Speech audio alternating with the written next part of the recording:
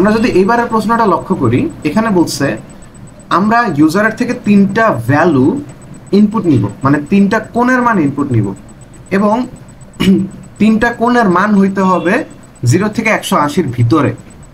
আচ্ছা, এরপর 3টা কোণের যোগফল যদি 180 ডিগ্রি হয়, ওই কেসে আমরা বলবো ত্রিভুজটা ভ্যালিড, আদারওয়াইজ ত্রিভুজটা ভ্যালিড না।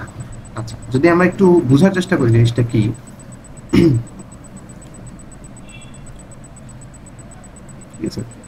মানে প্রথম কথা, যদি আমার ধরো ত্রিভুজের 3টা কোণ আমরা যদি ডিনোট করি এ বি সি দ্বারা, তাহলে আমার 2টা শর্ত ফুলফিল করতে হবে।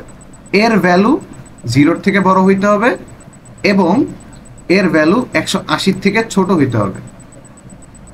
ওকে, বির ভ্যালুও 0-র থেকে বড় হইতে হবে, বির ভ্যালু 180 থেকে ছোট হইতে হবে, সির ভ্যালুও 0-র থেকে বড় হইতে হবে, সির ভ্যালু 180 থেকে ছোট হইতে হবে, এবং এ প্লাস বি প্লাস সি এই জিনিসটা ইকুয়াল টু যদি 0 হয়, এই শর্তগুলো ফিল আপ করলে আমরা বলতে পারবো ত্রিভুজটা ভ্যালিড। ঠিক আছে, সো এখন এটার জন্য কি ফ্লোচার্ট করার দরকার আছে? আমার মনে হয় দরকার নেই, আমরা ডিরেক্ট প্রোগ্রামে চলে যাই। প্রথমে আমাদের কোড ব্লকসটা ওপেন করে নিব, তারপর আমরা একটা নতুন ট্যাব ওপেন করে নিই, সেভ করলাম। ওকে, সো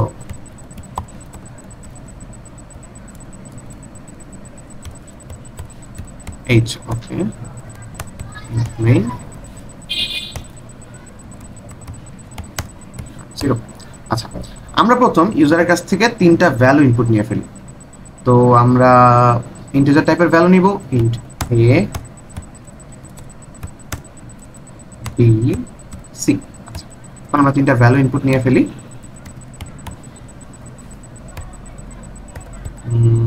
% d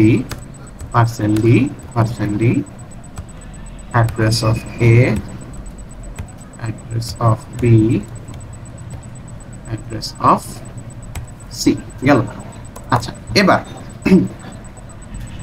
এবার আমরা একটা শর্ত লিখব, ইফ, ঠিক আছে, এর ভ্যালু যদি 0-র থেকে বড় হয়।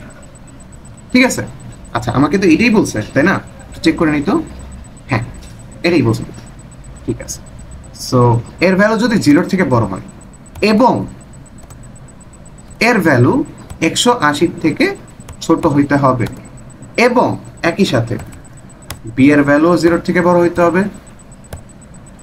এবং বি এর ভ্যালু 180 থেকে ছোট হইতে হবে,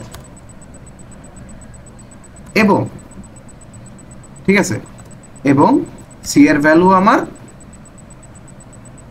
0-র থেকে বড় হইতে হবে এবং সি এর ভ্যালু আমার 180 থেকে ছোট হইতে হবে। যদি এই কন্ডিশনটা স্যাটিসফাই করে, ঠিক আছে, যদি এই কন্ডিশনটা স্যাটিসফাই করে, তাহলে আমি আরেকবার চেক করব, ইফ, ঠিক আছে, if A plus B plus C equal 180, যদি এটা হয়, তাহলে আমি কি লিখতে বলছে, কি প্রিন্ট করতে বলছে, প্রিন্টএফ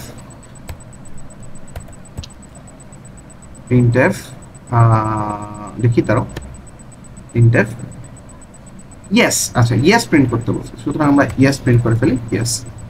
আচ্ছা, তারপর যদি এটা না হয়, তাহলে এলস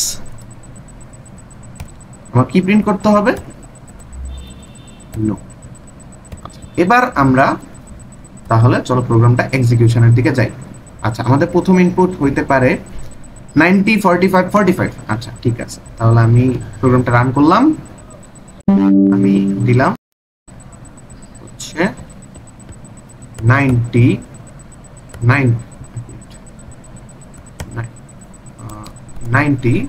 45 45, ইয়েস।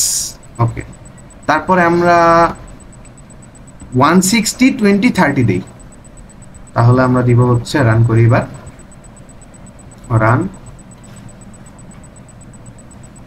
160 20 30, আনসার ইজ কিছুই দেখালো না।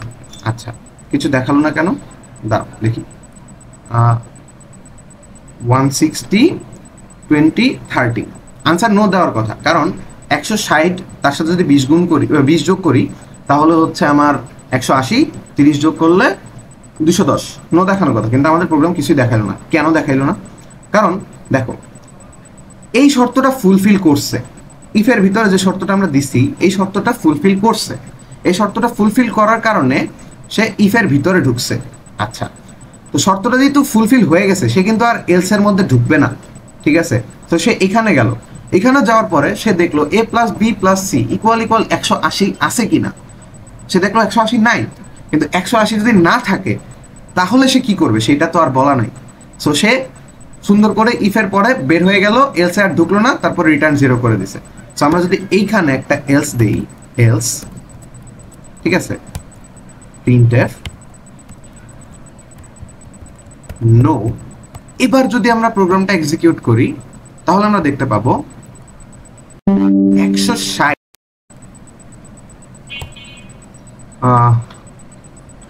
এটা আমার একটু প্রবলেম করতেছে, সমস্যা নেই, 160 20 30, এবার আনসার আসছে নো, ঠিক আছে। আমরা যদি আবার আরেকটা দিয়ে চেক করি 0 180 0, সো আমরা হচ্ছে এবার গেলাম 0 180 0, আহা কেটে গেল। আচ্ছা সমস্যা নেই, আবার দিচ্ছি 0 180 0, ওকে নো। আশা করি বোঝা গেছে।